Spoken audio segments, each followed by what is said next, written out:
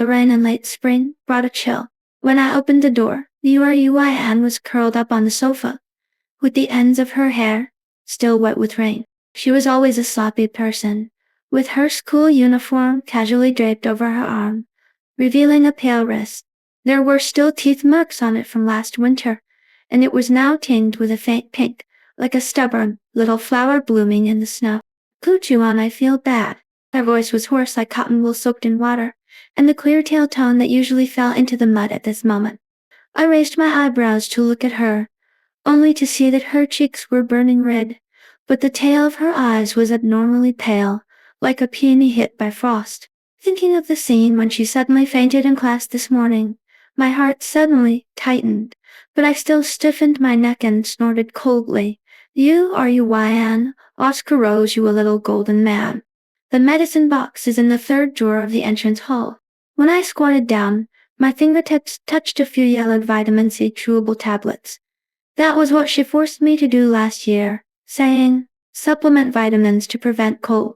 For some reason I twisted one of the tablets between my fingers, and when I turned around, I deliberately rubbed the cold tablet across her hot cheek. Open your mouth. She bit the tablet reflexively, but her eyelashes suddenly trembled violently. Only then did I react that this was a chewable tablet, and Yuan would rather get an injection than take medicine. Fair enough. The next second she frowned and reached out to scratch her throat, but I quickly held her wrist, swallow it.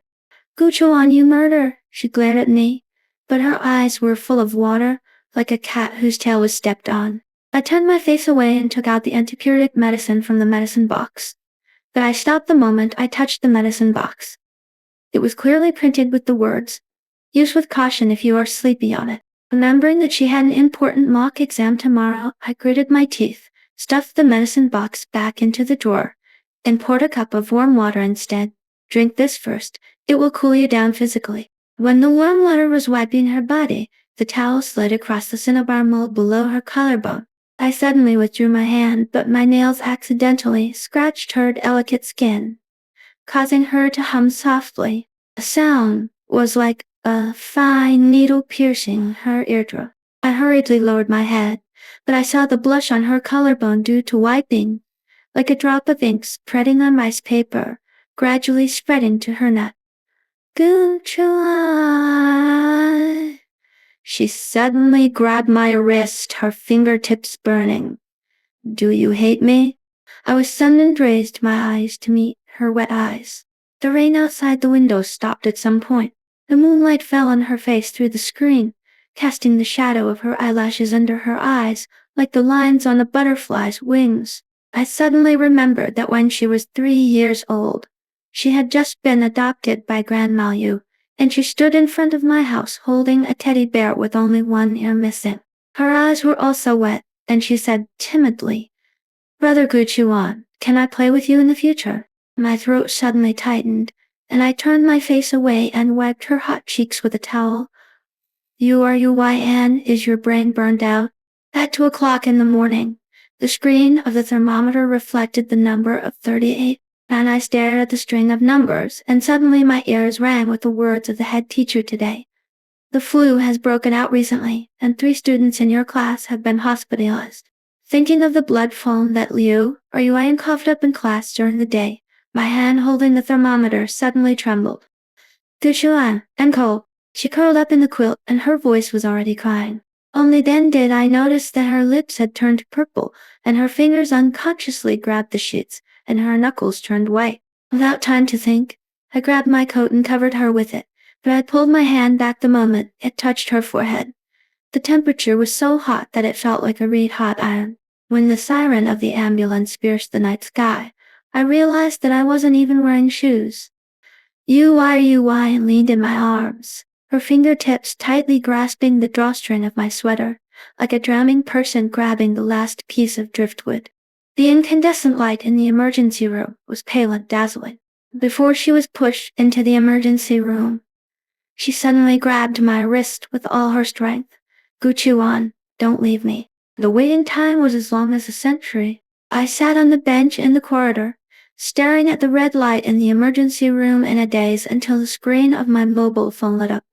It was a message from my mother, Chuan, the department is busy tonight, and you may have to go home late. Take good care of Yuan. I stared at the words on the screen, and suddenly remembered the night when Grandma Yu had a car accident last winter. It was also such a late night and such a red light. At that time, Yuan hugged me and cried so hard that she trembled all over, saying, Guchuan, I have no relatives left. I held her cold hand and said solemnly, you still have me and my mother. When the door of the emergency room was finally opened, it was already dawn. The doctor said she had severe influenza and needed to be hospitalized for observation. I followed the nurse to go through the hospitalization procedures. When I passed the nurse station, I heard two young nurses whispering, the patient just now is so beautiful. She had a good relationship with her boyfriend and kept holding his hand. I was stunned and looked at the red marks on my wrist that she had scratched. Suddenly, I remembered that just now in the emergency room, she held my hand and said over and over again, Guchuan, I'm so scared. My heart skipped a beat, and I hurriedly shook my head to get rid of those messy thoughts. The days in the hospital were surprisingly peaceful. Yuan hung to bottles of saline every day, and spent the rest of the time in bed doing exercises. She was always like this. Even if she had a fever, she would not forget to write and draw math papers. I sat on the bed peeling an apple, looking at her serious profile, and suddenly remembered that in high school, she always ran to my class during the break, stuffed me a box of milk and a few wrong questions, and then hurried back to her class. Guchuan, she suddenly said, interrupting my thoughts. You said you weren't going on a date yesterday. Who was it with? The apple peel suddenly broke in my dress. I looked up at her, only to see her eyes drooping, her fingertips unconsciously stroking the edge of the quilt, like a cat pretending not to care. I suddenly wanted to tease her, so I deliberately dragged out my voice, just, senior sister, from the Department of Physics, pretty. Her eyelashes trembled violently, but when she looked up, her eyes had returned to calm. Oh, that's good. Her voice was as light as a feather, but inexplicably choked with sobs. My heart softened, and I was about to explain, but I heard her whisper again, Guchuan, you should find a good girl, someone as good as you. Yuan. I put down the apple suddenly and interrupted her. Can you stop pushing me to others? She was stunned and looked up at me with surprise in her eyes. I was shocked to realize what I said, and my ear tip instantly became hot. I hurriedly lowered my head to continue peeling the apple, but accidentally cut my finger. The moment the blood oozed out, she had already grabbed my hand, took out a band-aid from under the pillow, and gently put it on me. Stupid, does it hurt? Her fingertips touched a thin callus on my palm. That was the mark left by years of holding a pen. I suddenly remembered that in the third year of junior high school, in order to catch up with her grades, I practiced questions every day until the early morning. After she found out, she secretly stuffed hand cream in my pencil case and attached a note. Guchuan, your hand should be used to hold trophies, and caluses cannot grow. The ward suddenly became quiet with only the sound of the medicine in the drip bottle dripping. The sun shone through the window onto her face, coating her eyelashes with a layer of gold. I reached out my hand and brushed away the loose hair on her forehead, but I retracted my hand as if I had received an electric shock the moment I touched her skin. Guchuan, she suddenly grabbed my wrist, something surging in her eyes. Have you ever thought that we can actually? Yuan, it's time to change the dressing. The nurse suddenly pushed the door open and interrupted her. I hurriedly stood up and pretended to tidy up the water cup on the bedside table, but accidentally knocked over Yuan's thermoscope. The moment the water splashed out, she had already reached out to block it for me, and the hot water splashed on the back of her hand, instantly leaving a red mark. You are stupid, I exclaimed, grabbed her hand and brushed it under the faucet. But she just smiled, looking at my nervous look, her shoulders trembling with laughter. Guchuan, do you feel sorry for me? I glared at her, but when I saw the red mark on the back of her hand, my heart suddenly tightened. The red mark bloomed like a small flower on her pale skin, reminding me of when I was a child. She blocked the fist of a senior boy for me, and there was also a red mark on her arm, but she still smiled and said, Guchuan, I will protect you. The sound of the water gradually became smaller, and I was surprised to find that I had been holding her hand.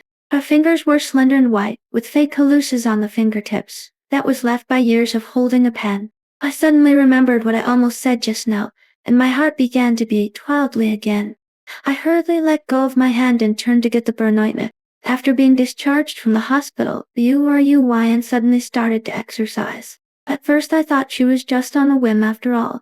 She hated exercise the most since she was a child. But when I opened the balcony door one morning and saw her running back in a sports vest, the broken hair on her forehead was soaked with sweat and stuck to her face, revealing her beautiful collarbone and neck. I was surprised to realize that she was serious. Guchuan, she walked in, wiping her sweat, her eyes sparkling. I signed up for a gym, and will go there every night to exercise. Do you want to join me? I raised my eyebrows to look at her, and my eyes unconsciously fell on the small piece of skin exposed at her waist. There was some baby fat there, but now I could vaguely see the lines of her abdominal muscles. My heart suddenly skipped a beat, and I hurriedly turned my face away. No, I still have questions to practice. But she was not discouraged, and she would send me photos of her gym check-in every night. At first, it was just a blurry figure of running and skipping rope, and later there were close-ups of yoga and machine training. She was wearing a white sling, her skin was pearly under the sweat, her waist was soft like a willow branch, but her buttocks became firm and perky due to exercise. Kushuan, she sent me a photo late one night.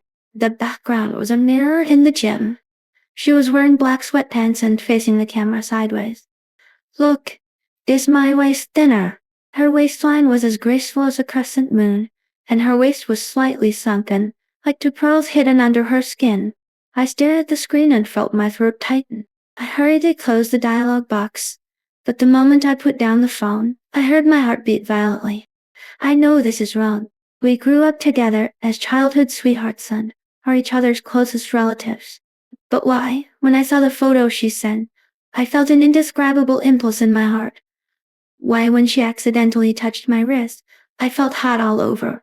One weekend I followed her to the gym for some reason. Through the glass wall, I saw her doing hip bridge training, her black yoga pants wrapped around her perky buttocks, rising and falling with the movements. Her coach stood by and reached out to correct her posture. The moment his fingertips touched her waist, I suddenly felt a nameless anger and turned away. When I got home, I opened the textbook irritably, but I couldn't read a single word. I kept thinking about her in the gym, the coach's hand touching her waist, and the photos she sent me. My heart was pounding. I slammed the book shut, grabbed my phone and sent her a message. URUYN, don't practice anymore. It's not good for your health. After the message was sent, I realized what I said. Just when I wanted to withdraw it, her message popped up. Guchuan, are you jealous? I stared at the screen and felt my ears burning. Before I could reply, she sent another message. Guchuan, I practice all this for you. My fingers hovered above the screen and I couldn't press the keyboard. The moonlight outside the window was like water, pouring on the desk through the screen, stretching my shadow long.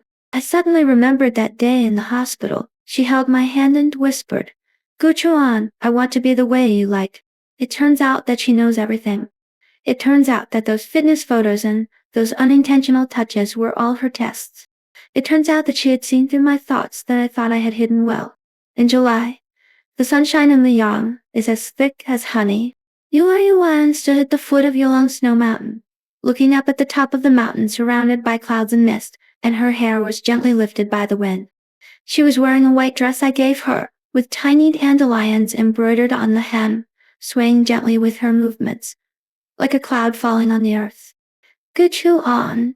She suddenly turned around, with the light of the snow-clad mountains reflected in her eyes. Let's go to see the sunrise on Jinshan together. The cable car slowly rose, her hand tightly grasped my wrist, and her fingertips trembled slightly. I looked down at her and found that her face was pale and her lips were tightly pursed. She has always been afraid of heights. My heart softened, and I gently put her hand into my pocket, wrapping my palm around her cold fingertips. Don't be afraid, I'm here. She looked up at me, a flash of surprise in her eyes, and then a smile rose from the corner of her lips, like a jasmine flower blooming on the top of a snowy mountain. The moment the cable car passed over the clouds, The sun suddenly poured down, illuminating her face. I saw the gold powder on her eyelashes, the stars reflected in her eyes, and suddenly felt my heart skip a beat. The wind on the top of the mountain was strong, blowing the prayer flags rustling. Ryan wrapped her coat tightly, but still couldn't help shivering. I was about to take off my coat and give it to her, but she stopped me with her hand. Guchuan, don't take it off yet. Watch the sunrise with me. The sky in the east gradually turned pale, and the snow-clad mountains in the distance gradually revealed their outlines in the morning light. When the first ray of sunlight jumped out of the horizon and sprinkled on the top of the snow-clad mountain, Ryan suddenly turned around and held my face with both hands. Guchuan, I love you. This sentence was like a meteor across the night sky, exploding in my ears. I stared at her blankly, looking at the morning light in her eyes, looking at her slightly trembling eyelashes, and suddenly felt that something in my chest was about to break out of the ground. Those thoughts hidden in my heart for many years, those feelings that dared not be spoken, all turned into a prairie fire in her eyes at this moment. Ryan? I heard my voice trembling. Do you know what you were saying? She looked up at me, tears flashing in her eyes. I know. Guchuan, I like you from a very young age. Why do you think I always follow you? Why do I always help you with questions? Why do I always share snacks with you? Because I like you, want to be with you, and want to make you happy. The mountain breeze rolled up her skirt, and the dandelion embroidery danced gently in the sun. I looked at her cheeks flushed by the wind, and the golden snow-clad mountains reflected in her eyes, and suddenly I felt that a door in my heart suddenly opened. Those details that I deliberately ignored, those gentleness hidden in daily life, are now clear in my mind. It turns out that her love has been soaked in every moment we are together. Silly. I reached out and wiped away the tears from the corners of her eyes. I like you too from a long, long time ago. She was stunned, a flash of surprise in her eyes, and then a bright smile bloomed. The sun fell on her face, coating her smile with a layer of gold. I couldn't help it anymore and lowered my head to kiss her lips. That was the temperature I had imagined countless times in my dreams, soft and warm, like a hot spring under the snow-clad mountains, like the sunshine in spring. The prayer flags in the distance danced with the wind as if blessing us. The sun on the top of the snow-clad mountains became brighter and brighter, overlapping our shadows tightly. I finally understood that something should have been said long ago. Some light should have been made known to each other long ago. On the snowy mountain with an altitude of more than 4,000 meters, under the witness of heaven and earth, we finally confessed the love that had been hidden in our hearts for many years. It turns out that love is never a sudden rainstorm, but a gentle and long-lasting gentleness, the company of plum blossoms around bamboos, and the persistence of love hidden in spring. And we will eventually hold each other's hands in these long years, watch the fireworks of the world, and spend the years together. The follow-up can revolve around the daily life of the two after falling in love, graduation choices, and challenges facing family and the future. Do you want to continue to improve a certain plot, or have new ideas about the direction of the story? Edit share. Continue the story between Guchu and Ryan.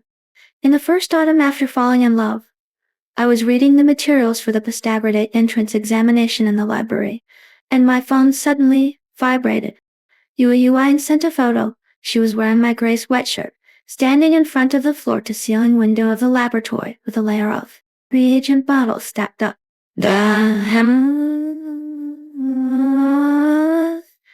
She put one hand in her pocket and made a crooked scissors sign with the other hand, with the caption, "Guchuan, your clothes smell like sunshine." The screen reflected my upturned mouth, and the students at the next table cast strange eyes on me. I hurriedly lowered my head, but stopped when I saw the red string on her wrist.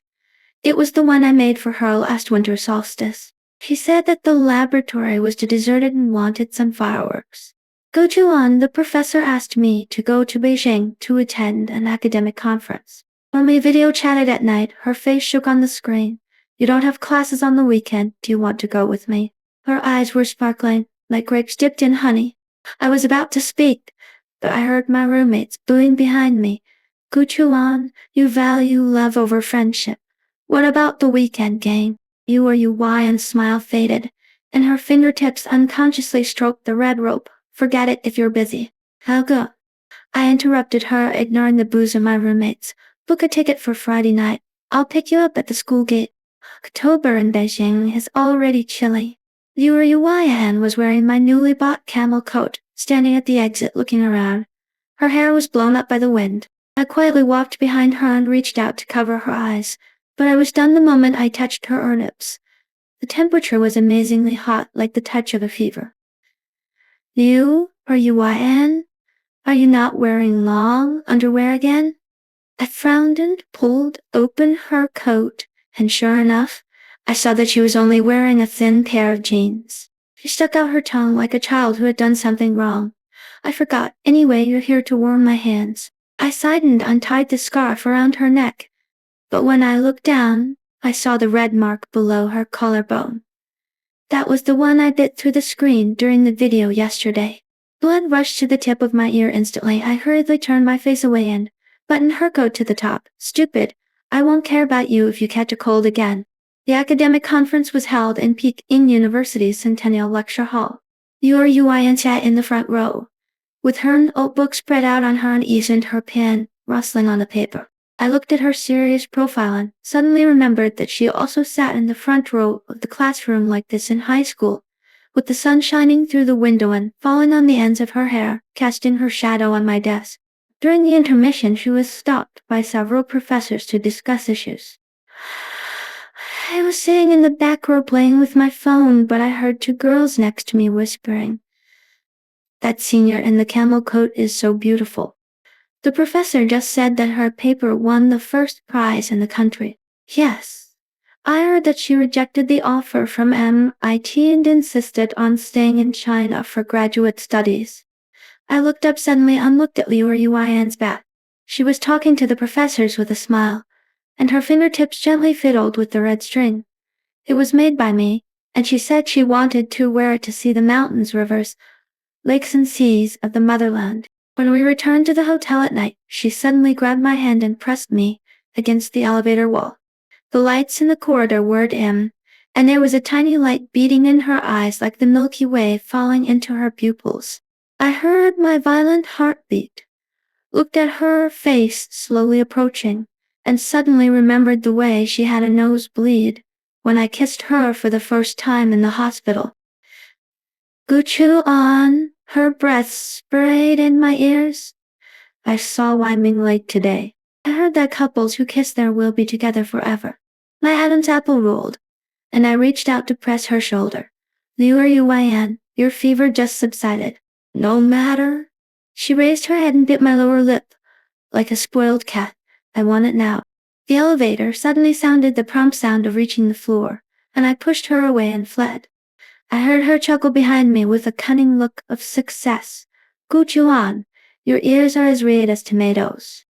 Late at night, I lay on the bed in the next room, staring at the ceiling in a daze. The phone screen suddenly lit up. It was a message from Yuan. Guchuan, actually I rejected MIT because you are here. My heart skipped a beat. I turned over and sat up, looking at the night view of Beijing outside the window. The lights were as bright as the stars. I remembered that in the afternoon outside the lecture hall, she pointed to the white tower in the distance and said, "We can buy a house here in the future."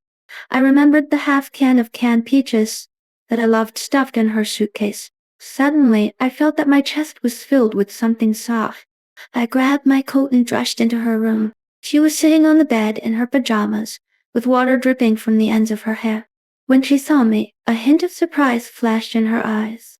I strode to her, held her face, and melted all my thoughts into this kiss, like the melting water of the snow mountain flowing into the river, like the spring swallows carrying mud to build a warm nest, like the flowers finally blooming after years of waiting. The Yuan? I panted against her forehead. Don't make decisions alone in the future. Let's choose together, okay? She looked up at me, tears flashing in her eyes, but she still smiled and nodded, like a flower blooming on a rainy night. The moonlight outside the window climbed up the windowsill, overlapping our shadows, weaving a gentle painting on the floor. The cicadas in June whirl like a golden net, wrapping the campus tightly. Yuan stood under the ginkgo tree in her bachelor's gown, her hat tassel lifted by the wind revealing the cinnabar mole on the back of her neck. The red mark I bit here last week has now faded to a light pink, like a peach petal falling on the snow. Guchuan, come over and take a photo. She waved at me, shaking our couple rings on her fingertips. It was made of platinum that she bought with her scholarship, and the inside was engraved with each other's initials. I was about to approach, but my tutor stopped me to discuss graduation thesis, so I had to make an apologetic gesture to her. When I finished my business and returned to the tree, I saw her talking to a boy. The boy was wearing a white shirt, holding a bunch of blue roses in his hand, and smiling brightly. My step suddenly stopped, and I heard the sound of my heart beating wildly, like a small drum beating in my chest. Guchuan, this is Xiang Li, my classmate from undergraduate school. Yuan's eyes lit up when she saw me. He said he was going to work in Shanghai, and came to say goodbye to me. Xiang Li stretched out his hand to me, smiling appropriately. I've heard of you for a long time. Yuan often mentioned you. I held his hand, but was stunned when I touched the callus on his palm. It was the callus unique to people who play guitar. I remembered that Yuan once said that she wanted to learn guitar when she was a child, but gave up because she had no money to buy a guitar. My heart suddenly ached. I forced a smile and let go of her hand. Oh, really? In the evening in the rental house, Yuan nestled in my arms and watched the live broadcast of the graduation party. Suddenly, she pointed at the screen and exclaimed, Guchuan, it's Xiang Li. He's playing guitar. The boy on the stage held a guitar, his fingertips jumping on the strings, singing a song about youth.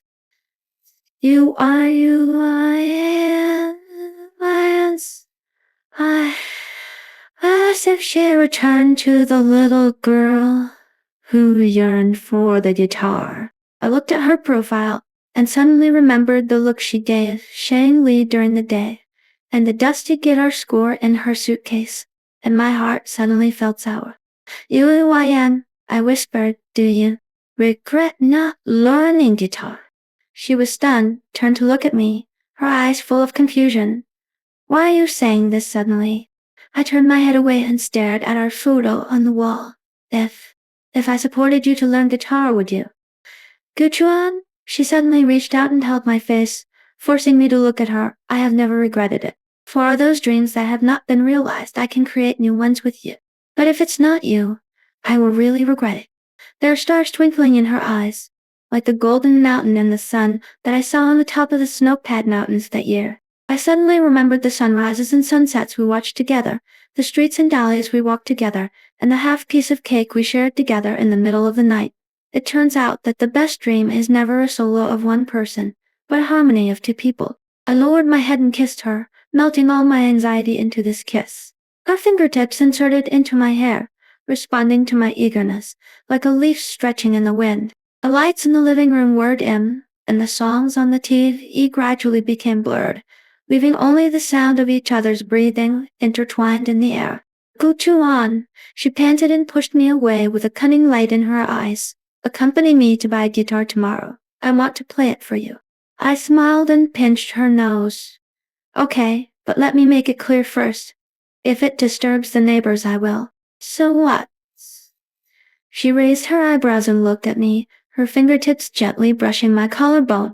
I suddenly turned over and pressed her on the sofa, looking at her eyes widened in surprise, and whispered, I will tie you to the head of the bed and play it only for me. Her face instantly turned red, like a ripe tomato.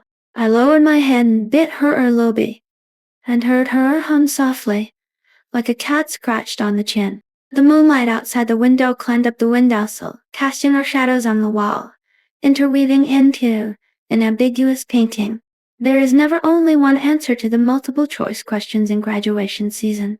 Some people choose to go far away, some people choose their hometown, but we choose to hold hands and walk a road that belongs only to us in each other's eyes.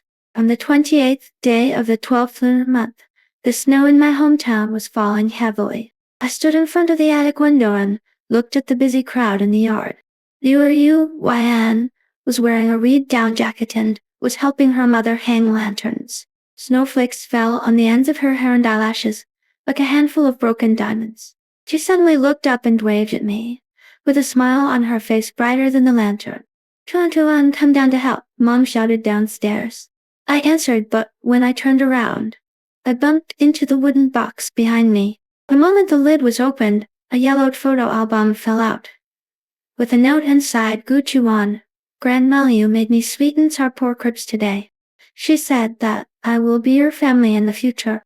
That was our handwriting when we were 7 years old, crooked, like a group of toddler ducks. In the photo, Liu Yuan was wearing a pink cotton dress, holding a stuffed bear with only one arm missing, standing in front of my house, with a great trellis covered with snow behind her. I suddenly remembered the snowflakes on her eyelashes that day, exactly the same as today. Guchuan, what are you doing? Liu Yuan's voice came from the stairs.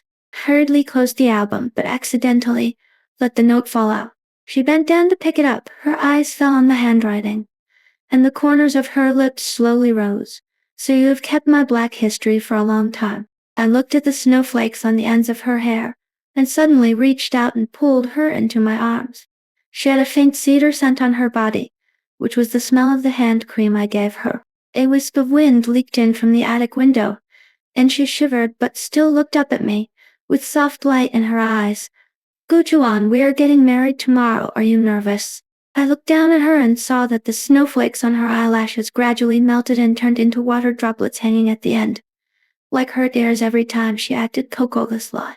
Thinking of her nosebleed when we kissed for the first time, thinking of her sweating in the gym, thinking of her saying, I love you. On the top of the snowy mountain, I suddenly felt my throat tighten. Yuan, I whispered, in fact, when I was a child I thought you were a gift from God to me. She was stunned, and a trace of surprise flashed in her eyes. I continued, you were always so sensible and excellent, like a little sun, illuminating my entire childhood. Later I realized that it was not that you needed me, but that I couldn't leave you. Her eyes slowly turned red, and she put her arms around my waist. Guchuan, do you know? The first time I saw you, I felt that this little brother was so lonely, as if there was a piece missing in my heart, just like me. So I want to accompany you and fill that vacancy. There is a string of wind chimes hanging on the wooden beams of the attic. We made it together last year. The wind passed through the window, and the bell tongue rang lightly, making a tiny sound. I lowered my head to kiss her, and the snowflakes fell on our intertwined lips and instantly melted into gentle water. This kiss contains the sweetness of childhood, the wine of youth, the responsibility of adulthood, and the expectation for the future. Guchuan, she panted. What should our children be named in the future? I smiled and reached out to brush away the snowflakes on her eyelashes. The boy will be called Gunayan and the girl will be called Yusi, okay? She was stunned, and then laughed with tears, like a red plum blossoming in the snow. Okay, it's settled. At night, I was sitting at my desk writing vows and heard the sound of a soft guitar coming from downstairs. I opened the window and saw Yuan standing in the snow singing to the moon. She was wearing my black sweater. Her hair was messy in the wind, but she sang seriously and gently. What are you doing? I asked softly. She looked up at me with the moonlight in her eyes, writing a song for our wedding, green plums around bamboo. Does it sound good? The sound of the guitar mixed with the sound of falling snowflakes wove a gentle net in the silent night. I looked at her and suddenly remembered the rainy day many years ago when she stood in front of my house, holding a teddy bear and asked me, Brother Guchuan, can I play with you in the future? Turned out that from that moment on, fate had already written the answer. Those childhood sweethearts that grew around the childhood sweethearts, those feelings hidden in the years, will eventually bloom into the most beautiful lines of poetry on a snowy night. I closed my notebook, ran downstairs quickly, and hugged her tightly in my arms. The snow fell on our hair, like a handful of white moonlight. The lanterns in the distance swayed gently in the wind and snow, illuminating the stars in each other's eyes. This is our story, from childhood sweethearts to gray-haired, from meeting to staying together, from the loneliness of one person to the perfection of two people. And in the days to come, we will hold each other's hands and continue to write our legend in the long river of time.